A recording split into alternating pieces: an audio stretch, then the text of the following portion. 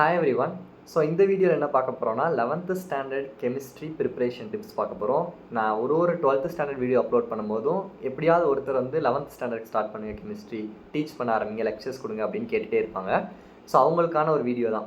So first of all preparation எப்படி இருக்கணும்னு தெரிஞ்சுக்கோங்க, அண்ட் உங்களுக்கு சப்ஜெக்ட் எப்படி நம்ம கொண்டு போகிறோம் அப்படிங்கிறது நான் என்ன செஞ்சிடறேன் சொல்லிடுறேன். ஸோ பேசிக்கலி ப்ரிப்பரேஷன் டிப்ஸ் ரொம்ப சிம்பிள். 12th எப்படி ப்ரிப்பேர் பண்ண சொல்கிறோமோ அதே மாதிரி தான் 11th.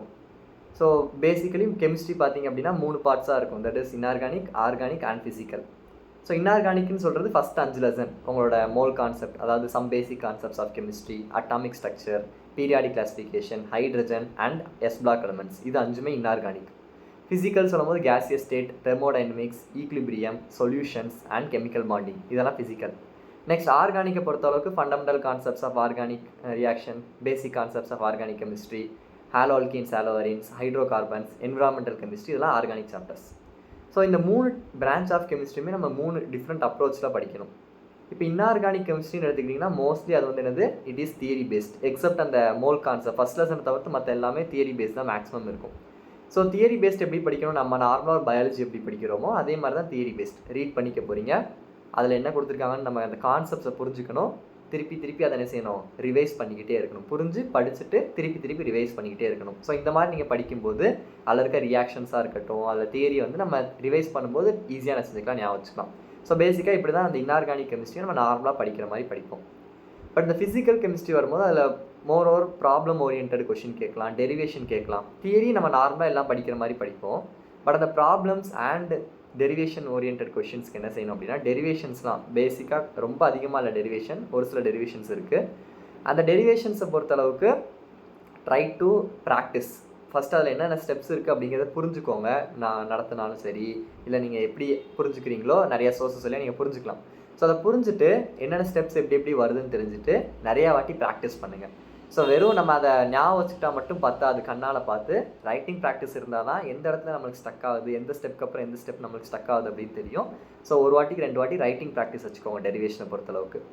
Then coming to the ப்ராப்ளம்ஸ்க்கு ஒரு லெசனுக்கும் try to prepare a formula. And ரொம்ப கெமிஸ்ட்ரி இது 11th வந்து ரொம்ப ஸ்ட்ரெஸ் பண்ணிலாம் யாரும் படிக்க மாட்டாங்க. But if you are planning for competitive exams, NEET ஜெயிலாம் படிக்கணும்னு நினைக்கிறீங்கன்னா அங்கே கண்டிப்பாக உங்களுக்கு என்ன தேவைப்படும், ப்ராப்ளம்ஸ். அதுவும் 11th இதுதான் ரொம்ப உங்களுக்கு எப்படி இருக்கும், கொஞ்சம் டஃப்பாக இருக்க மாதிரி இருக்கும் 12th கம்பேர் பண்ணும்போது. ஸோ அதனால் அந்த ஃபார்முலாஸ்லாம் என்ன செய்யுங்க, ட்ரை டு நோட் இட். ஒரு ஃபார்முலாஸ் ஷீட்டோ இல்லை ஃபார்முலா நோட் மாதிரி போட்டு வச்சுக்கோங்க. அண்ட் ஈஸியாக இருக்க டேரக்ட் ப்ராப்ளம்ஸை மட்டும் ஓரளவு என்ன செய்யுங்க, ஸ்ட்ரெஸ் கொஞ்சம் கான்சன்ட்ரேட் பண்ணி படிங்க. மோரோலஸ் அதுலேருந்தே உங்களுக்கு என்ன செஞ்சிடும், வந்துடும். அண்ட் யூனிட்ஸ் ரொம்ப இம்பார்ட்டன்ட் ப்ராப்ளம்ஸ் பண்ணும்போது. தென் ஆர்கானிக் கெமிஸ்ட்ரி வரும்போது உங்களுக்கு ரொம்ப பேசிக்கான லெசன்ஸ். ஃபஸ்ட்டு 2 லெசனும் ரொம்ப ரியாக்ஷன் கிடையாது, 15th லெசனும் தியரி பேஸ்டு தான், அதனால் பிரச்சனை இல்லை. நடுவில் இருக்க இந்த hydrocarbons and haloalkane, haloarenes மட்டும்தான் உங்களுக்கு எப்படி இருக்க போது, it is going to be little reaction ஓரியன்டாக இருக்க போகுது. அப்போ அந்த ரியாக்ஷன்ஸ் உங்களுக்கு புரியணும்னா ஃபஸ்ட்டு 2 சாப்டர் இருக்குது பார்த்தீங்களா, பேசிக் concepts and fundamental concepts in organic chemistry, அந்த 2மே நல்லா நம்ம புரிஞ்சு படிக்கணும். அது உங்களுக்கு 13, 14 லெசனுக்கு மட்டும் ஹெல்ப் பண்ண போகிறது இல்லை. 12th நீங்கள் படிக்க போகிற எல்லா ரியாக்ஷன்ஸ்க்குமே பேசிக் எங்கே இருக்குன்னா இந்த 11th ஸ்டாண்டர்ட் தான். ஸோ 11th ஸ்டாண்டர்ட் ஈவன் நீங்கள் பப்ளிக் எக்ஸாம் இது எய்ம் பண்ணி படிக்காமல் இல்லை சும்மா நார்மலாக படித்தாலும் கூட இந்த 11th லெசன் 12th லெசனை கண்டிப்பாக புரிஞ்சு படித்து வச்சுக்கோங்க. கண்டிப்பாக நானும் உங்களுக்கு ஹெல்ப் பண்ணுவேன். ஸோ அதை புரிஞ்சு படித்து வச்சுக்கிட்டிங்கன்னா கண்டிப்பாக உங்கள் காம்படிட்டிவ் எக்ஸாம்க்கு யூஸ்ஃபுல்லாக இருக்கும். அண்ட் நீங்கள் பின்னாடி படிக்க போகிற 12th ஸ்டாண்டர்டு கண்டிப்பாக அதுதான் பேஸ். ஸோ அதனால் அந்த 2 லெசன் மட்டும் கண்டிப்பாக சாய்ஸ் எடுத்துடாதீங்க ஆர்கானிக் கெமிஸ்ட்ரியில்.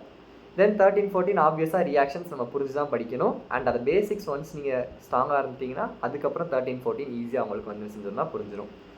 ஓகே, இப்படி தான் ஒரு பேசிக்காக ஒரு அப்ரோச் நம்ம கொண்டு போகணும் கெமிஸ்ட்ரியில்.